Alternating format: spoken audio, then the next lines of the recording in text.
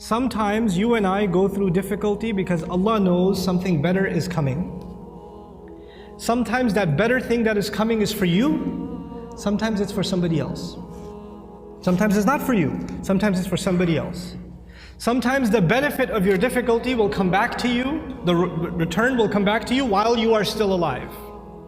Sometimes the return is meant to come back to you after you go back to Allah. What happened with Yusuf alayhi salam? A father was separated from a child. It's a tragedy, isn't it?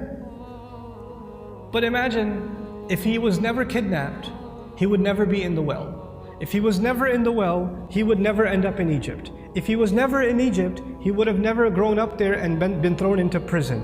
If he was never in prison, he would have never met those two guys he met in prison, whose dream he interpreted. If he never met those two people, one of them who got to live and go back to the king, and when the king saw a dream, a strange dream, he would have never said, wait, I know someone who can help interpret your dream. And if that never happened, and you know what that dream was? 7 good years in the country, and 7 years there's not going to be any crop, any produce, any harvest. People are going to starve to death.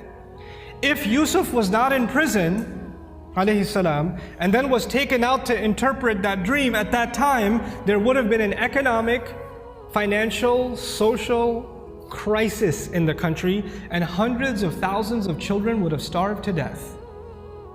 One child suffered for a few years, but because of that child suffering, Allah's plan was to save a lot of families, a lot of fathers and mothers from losing their children to starvation. Because of the plan that Yusuf alayhi salam came back when he interpreted the dream and gave, when he became the treasurer.